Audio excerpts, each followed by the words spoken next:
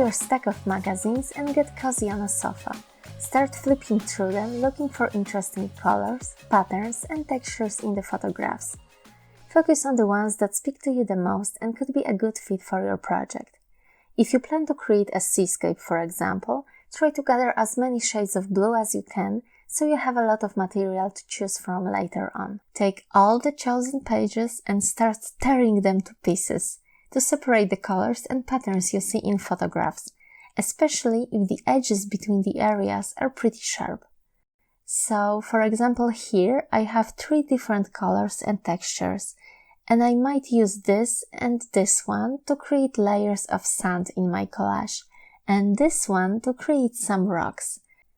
It's a good idea to organize the scraps by color and put them in different piles right away. So, the easiest and the least time-consuming way to create a torn paper landscape collage is to use strips of paper to suggest the background, middle ground, and foreground of your composition. Now that you have your proportions established, it's time to browse through the stacks of newspaper scraps and select those you think would look best in your composition. Now arrange the scraps in an order you plan to use them, from top to bottom, and see how they work together. Follow your intuition and rearrange the scraps to your liking. Make sure that the colors and textures look good next to each other. When you are happy with your layout, it's finally time to create a collage. So take the first paper scrap and put it against your background to establish the length you will need. Tear off the excess of the paper from the side. Now, decide on the height of your stripe and tear it off from the rest of the scrap. It's time to put the glue on the back of your first paper stripe. Be sure to use a lot of it and get it right to the edges. When the stripe is covered with glue completely, press it hard to the background and smooth it down to ensure it sticks. Repeat the whole process with another scrap of paper. These jagged white edges remind me of a sea foam, and I really love this effect. So if the stripe edge is too dark and crisp, I tear the paper a little more to achieve this look on purpose. When gluing down each new stripe to the surface, make sure it overlaps with the previous one. This will add depth and dimension to your composition. Continue adding torn layers until you reach the bottom of your background. Once everything dries, flip your artwork over and use scissors to trim all the extra paper that went off the edges of your background. The next step is totally optional, but you can finish your artwork by adding some details with ink pens and gel pens. Here I am embellishing the sand with some golden dots, and I will add white bubbles and dots to indicate a sea foam.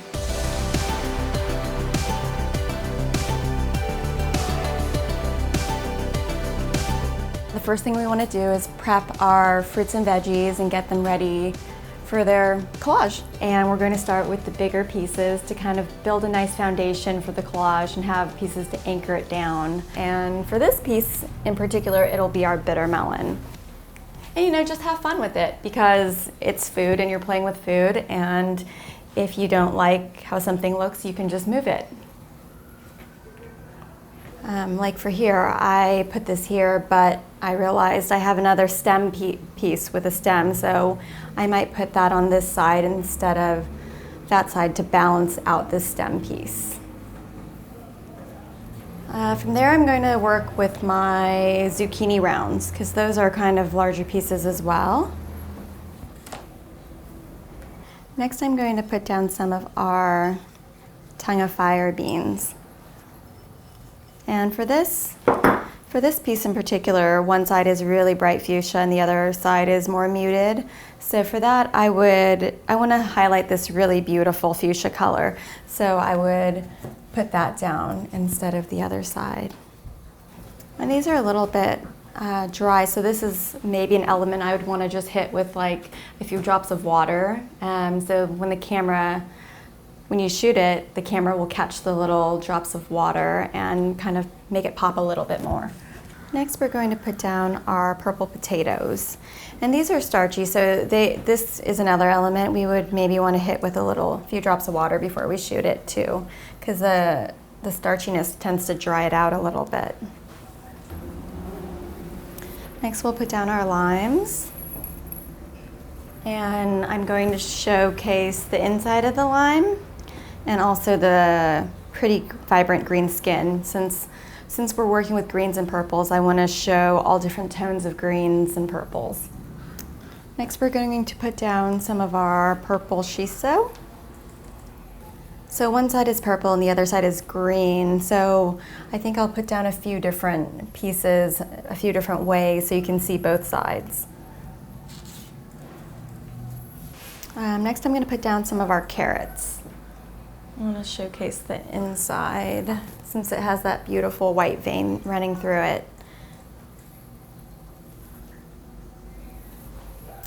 And I'm going to put down some more of the bitter melon, but the cross section. And then you'll be able to see some of the seeds too, which I think are a really interesting texture. Now that most of my larger elements are in place, I can start filling it in with maybe some of the flowers or smaller elements like the blueberries. And it's nice to get a little variety in the placement. You know, if you put down one mint leaf going one way, maybe the next mint leaf you put down will go the other way. So you get lots of nice movement and variety in your collage.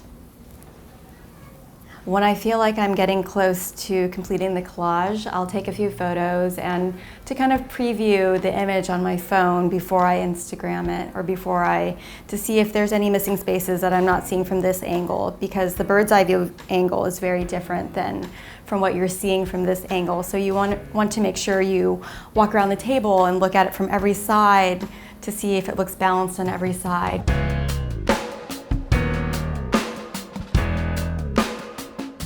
Over the years, I have found the key to success in making a powerful vision board is sitting down and doing the work. So we're going to set a timer. We're going to collect our visuals. If you're using magazines, you want to sit down for 30 minutes and rip pages out. You're going to make a stack of images. Put on some fun music and tear pages that you love. You want to have at least 10 to 20 pages ripped out in a stack. Make sure in these 10 images that you include words, so motivational words, inspiration, sayings. You also want to look for symbols. So these are images that represent something important to you, and it may not be what they are actually in real life. You also want to look for background images. So these could be large patterns, color, or scenes that are going to go behind other smaller images. Our boards are all about how we want to feel. So the background images are a great way to add a mood to our board and make sure we're attracting these feelings in our real life. Now we have a stack of images. We need to cut out our visuals and we need to keep some things in mind. You want to cut out some images very tightly so that they're very crisp and clean. But some you want to leave some space and some color behind them. Again, we want variety. If there's any images that suit a circle or geometric shape, you want to keep those, as we want some hard edges and some organic shapes as well. You're going to have a lot of words most likely. I highly recommend taking the time to cut those out really nicely and neatly. Those are going to go on top and be the last step, so you're always going to focus on them. As you go through your pile of images, make sure that you're pretty ruthless. Don't spend time cutting out things that you aren't actually that interested in, even though you tore them all out. When you start building the composition for your vision board, you want to actually start with your background pieces.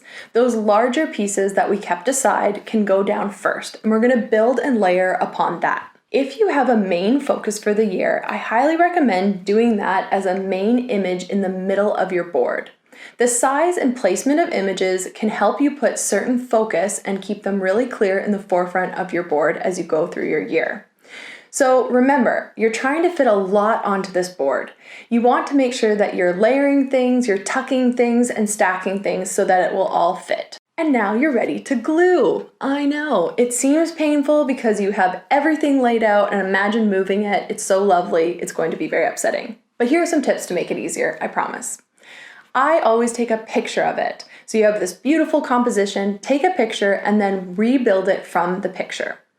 Another thing that really helps me is I actually glue small pieces on top of the larger pieces. So then when I'm stacking it together, there's only a few pieces that I'm actually moving around and fitting together.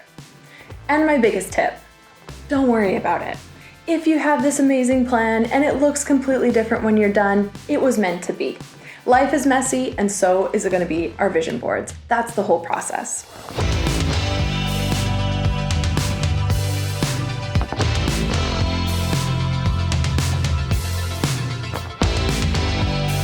Thanks for watching.